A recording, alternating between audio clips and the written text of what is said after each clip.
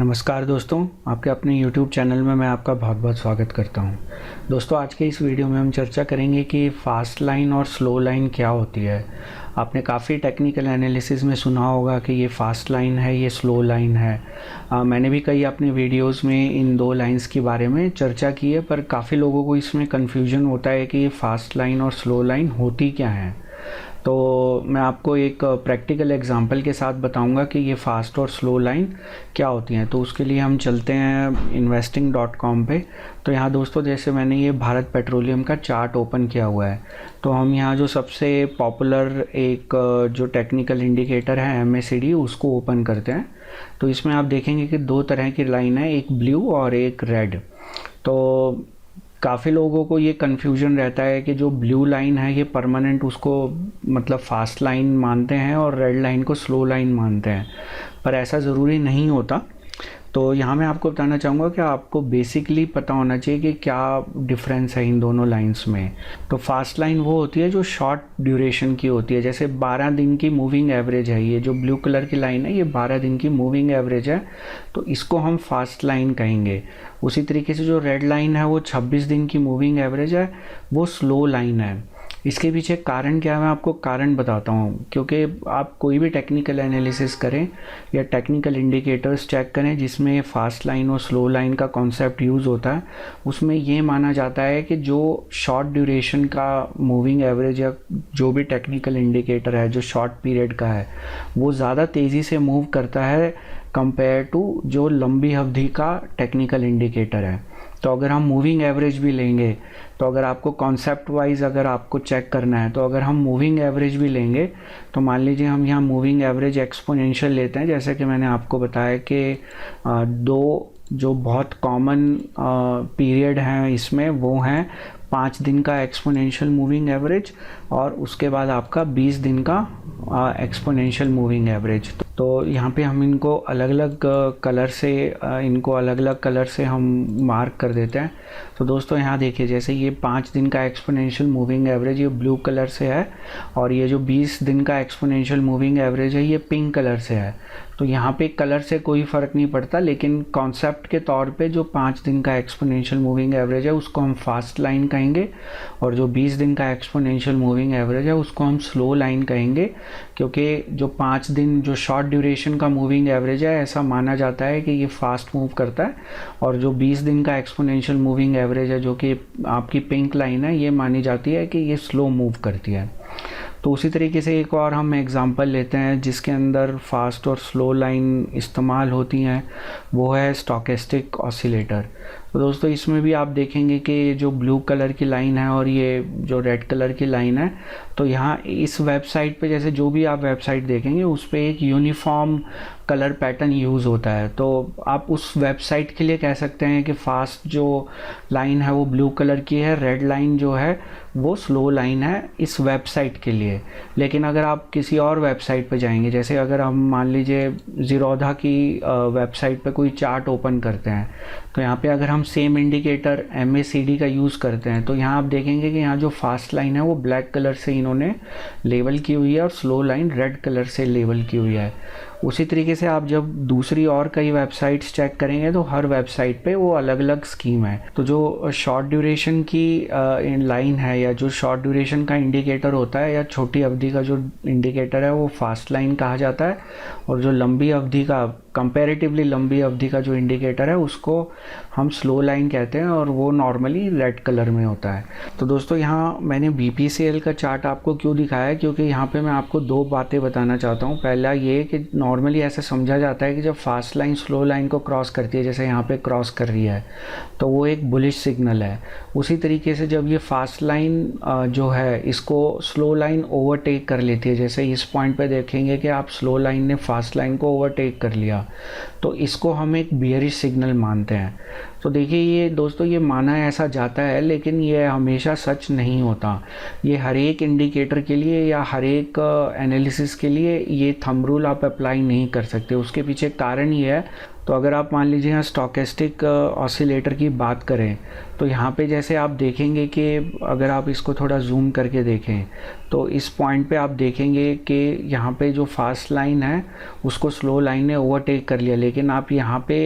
उसके बेसिस पे डिसीजन नहीं लेंगे। नॉर्मली इस ऑसिलेटर में ये माना जाता है कि जब ये दोनों लाइन, तो आपकी ये जो 80 वाली जो लाइन है इसको अगर क्रॉस करें नीचे की तरफ, मतलब वो ओवरबॉट से दोबारा जो है वो बाइंग जोन में आ जाए, तभी आप उसके बेसिस पे कोई निर्णय लें। इसी तरीके से जब वो ओवरसोल्ड से ऊपर आती हैं, तो यहाँ पे जैसे आप देखेंगे तो यहाँ पे जब आपकी फास्ट लाइन ने स्लो लाइन को ओवरटेक कर लिया, हम उस समय कोई निर्णय नहीं लेंगे। लेकिन जब ये दोनों लाइन आपकी ओवरसोल्ड से बाइंग जोन में आ जाएंगी,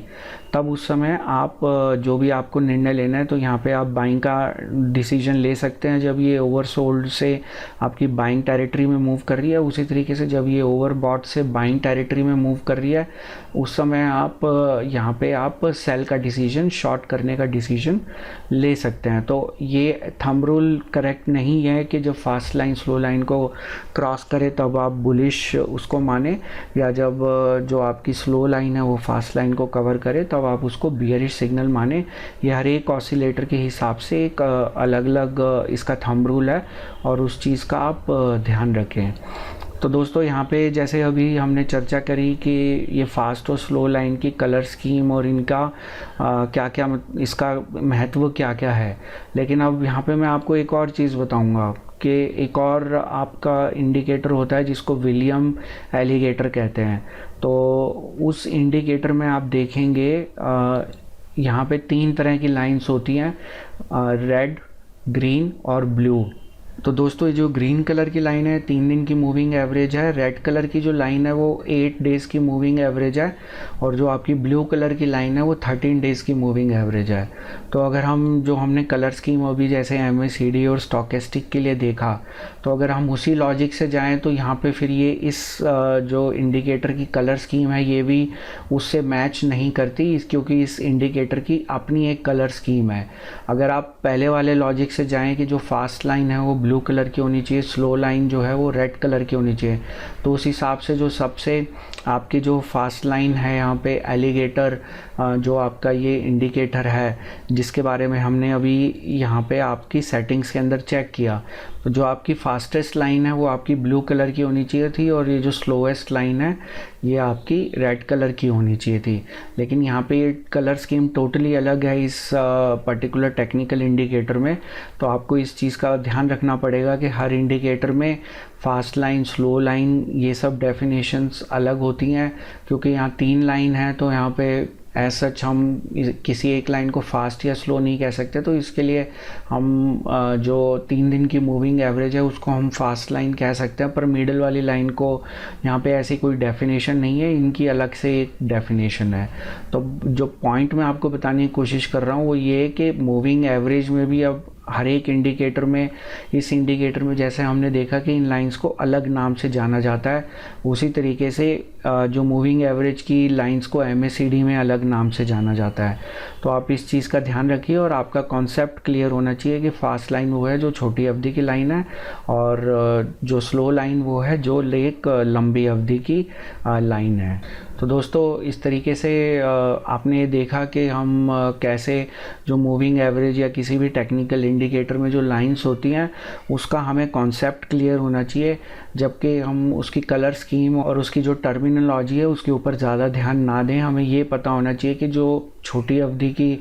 मूविंग एवरेज है या छोटी अवधि की जो टेक्निकल इंडिकेटर है वो ज़्यादा तेज़ी से मूव करता है कंपेयर टू जो लंबी अवधि का टेक्निकल इंडिकेटर है जो लंबी अवधि का से मूविंग एवरेज है। तो इस तरीके से अगर आपका कॉन्सेप्ट क्लियर है तो आपको इन पर्टिकुलर फास्ट लाइन और स्लो लाइन के कॉन्सेप्ट में आपको दिक्कत नहीं होगी। आप किसी भी इंडिकेटर में देख के बता देंगे कि इसमें कौन सी कलर की लाइन फास्ट लाइन है और कौन से कलर की लाइन स्लो लाइन है, और उनके जो क्रॉस ओवर से जो इम्पैक्ट पड़ता है स्टॉक के प्राइस पे वो भी आप क्लियरली अपने जो चार्ट पे उसको ठीक से आप एनालाइज कर पाएंगे। क्योंकि अगर आपको फास्ट लाइन और स्लो लाइन के बीच में अगर कन्फ्यूजन हो गया तो उस केस में बहुत दिक्कत का काम है, और उस केस में आप उसका एनालिसिस ठीक से नहीं कर पाएंगे। अगर आपका एनालिसिस गलत हुआ आपका कंक्लूजन गलत होगा, आपका कंक्लूजन गलत हुआ तो आप एक गलत निर्णय लेंगे, और अगर आपने गलत निर्णय लिया तो तो उससे आपका जो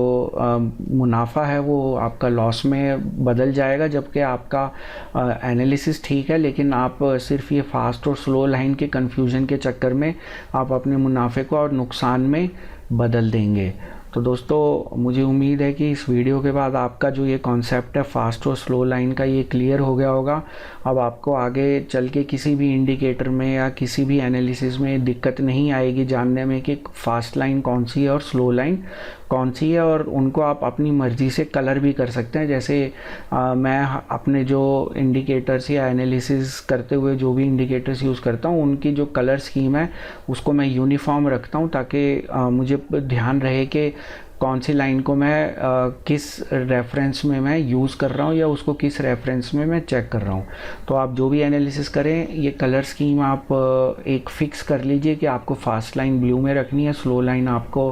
रेड में रखनी है, और कोई बीच वाली लाइन है उसको ऑरेंज में रखना है, ताकि आपको एनालिसिस करने में कोई दिक्कत ना हो।